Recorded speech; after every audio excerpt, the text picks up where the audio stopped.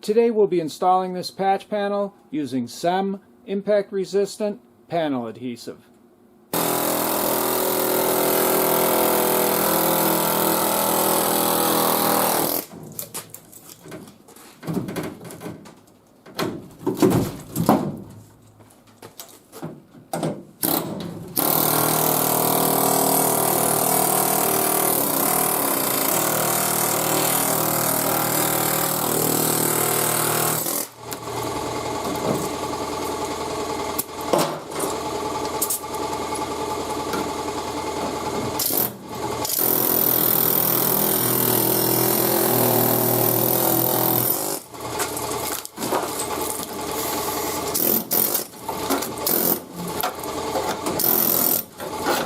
Before going any further, we'll do some repairs to this inner panel by drilling out these spot welds, removing this guy, and replacing it with this.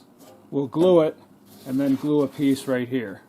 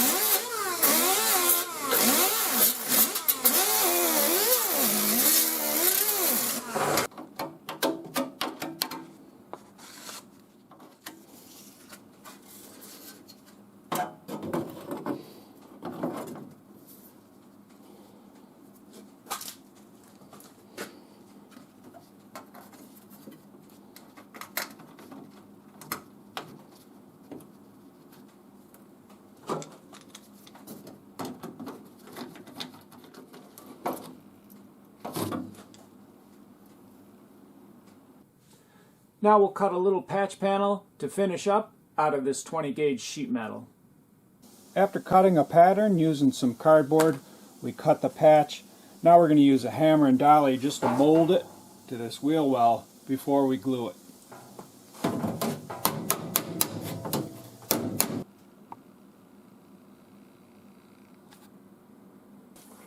Here's a shot of what it looks like glued, screwed, and clamped. After the glue dried, we cut some slots and then bent those sections over. Now we'll trim off any excess.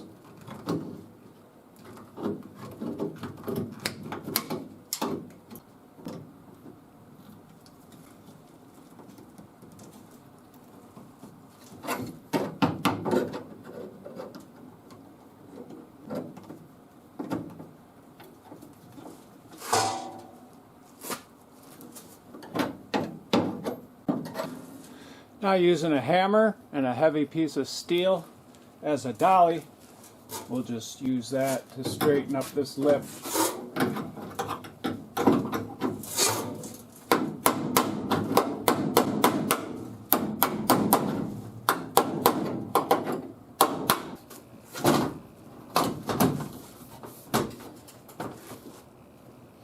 It's always good to keep checking as you go along to make sure the patch panel is going to fit. After we seam seal this and paint it, I'll be back to glue on the panel.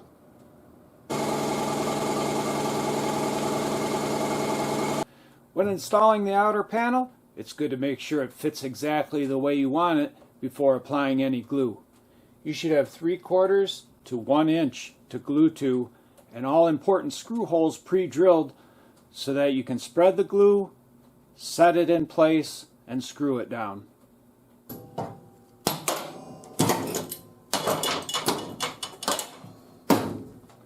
You can drill the holes a bit bigger on the patch panel so that the screw pulls it tight to the original panel.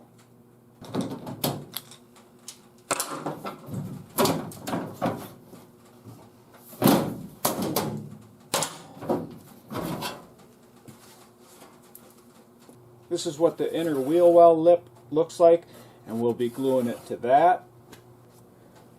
The trunk drop-off panel, and finally this rear flange in the back.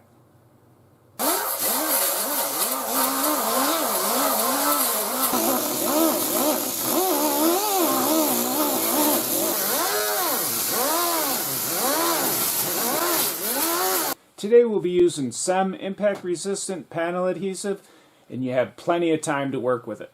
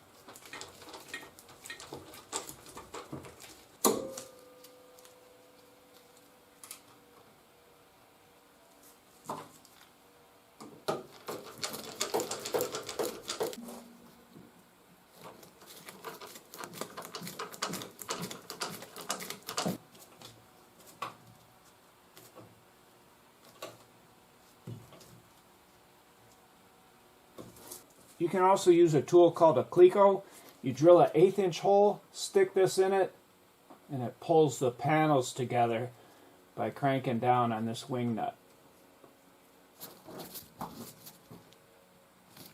The glue has tiny spheres in it to prevent you from squeezing the glue out of the seam.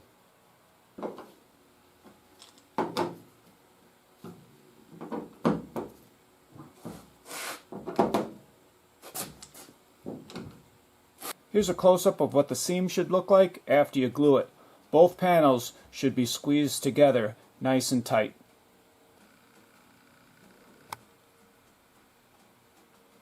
We'll let this glue harden up overnight and I'll be back.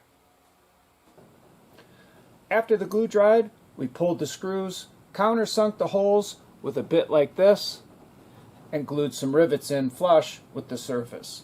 It's not necessary, but I like to seal those holes too. At this point, we can tap the seam down, fill it, and prime. We'll be preparing the surface with a 24 grit or 36 grit fiber resin disc on slow speed.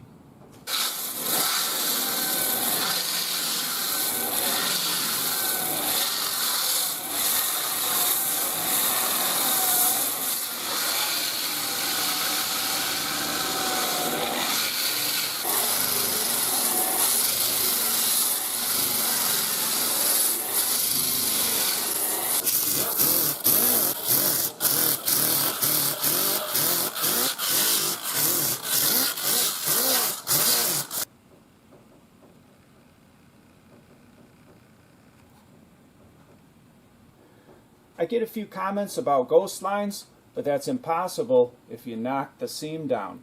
You no longer have a seam right under the finish. You have a buffer, such as filler, between the seam and the finish. We'll be using a hammer like this to knock the seam down, and we're just going to knock it down beneath the original surface.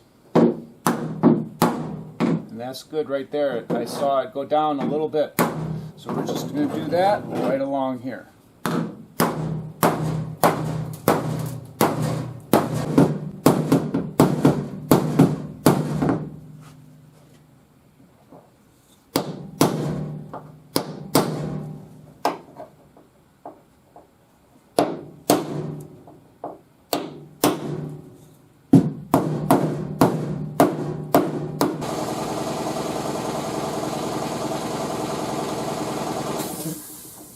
This glue holds up very well while tapping the seam down. In a quick experiment, I glued this patch to this panel, a 1-inch seam all the way around, and after 24 hours tapped that section down and there were no issues.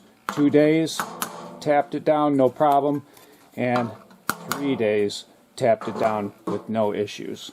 So you can rest assured that your patch is going to hold when tapping that seam down.